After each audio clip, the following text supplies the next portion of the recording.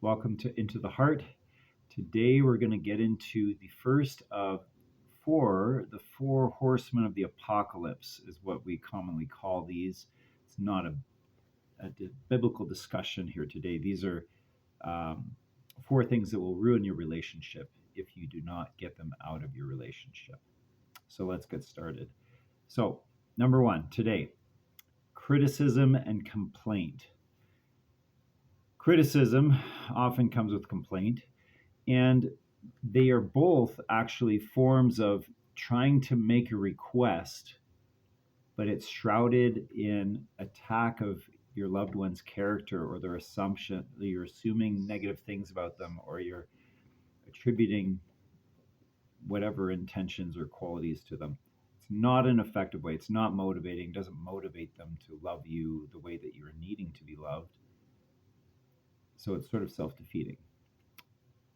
Infants kind of need us to like read their mind, like figure out why is this kid crying, right? But you and I thankfully have, as adults, outgrown this need for other people to read our minds. We're more mature. We're able to respond by identifying and expressing what we need or what we're desiring in a clear, calm, and positive way. Positive meaning I'm naming what it is I want rather than saying what I don't want. So it's your ability to respond, which means it's your responsibility to identify and to share what it is that you're needing. So let's break that down. It's three simple steps. You got to ask yourself, what am I actually trying to ask for? When complaint or criticism is sort of bubbling up, what am I actually needing or wanting or desiring right now? Or what's the dream that's getting squashed here? And is this something that I'm responsible to take care of myself? Or is it maybe best to share this with my spouse? And if so, then to clearly, when I'm calm, approach them, clearly express what it is that my heart is asking for without expectation. Because if it's with expectation, it's more of a demand, it's more of an ask. But if I can float it out there as a sharing, then I'm giving them the information of how to love me and the opportunity to spontaneously do so. And here's an important principle.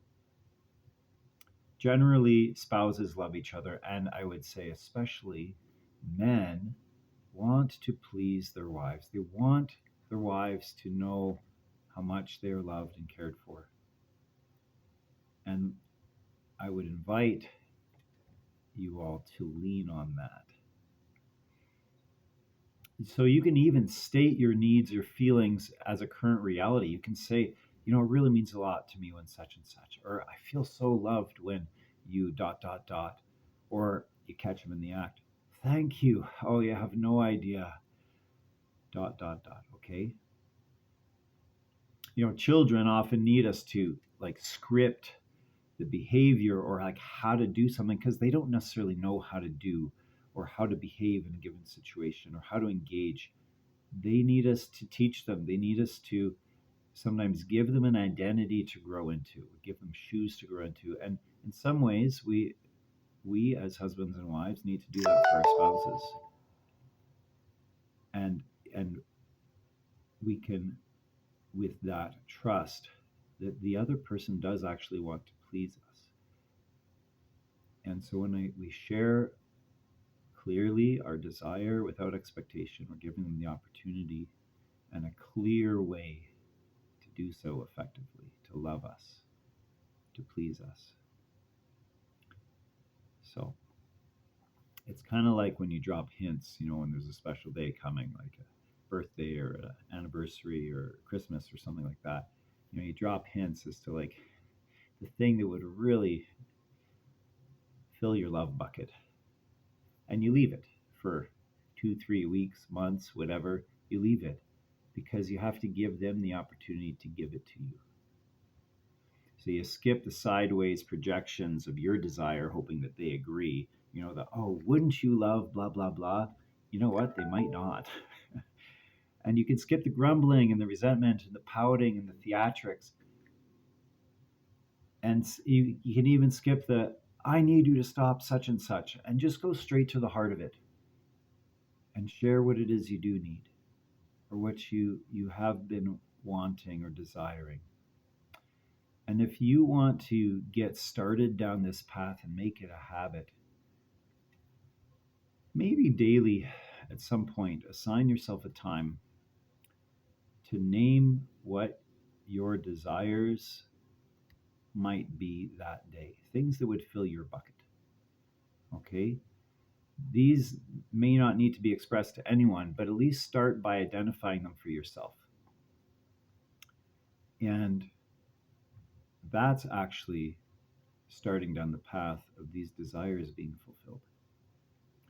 So do yourself a favor and your relationship a favor. Start identifying what it is that you're needing or you're wanting or you're maybe trying to ask for. And then step 2, 3, and 4 will come along, where you might take responsibility for it or share it with your loved one in a clear way without expectation, and then give them a chance to love you. Hopefully, this is helpful to you. Please like and subscribe, and we'll see you in the future. Bye bye.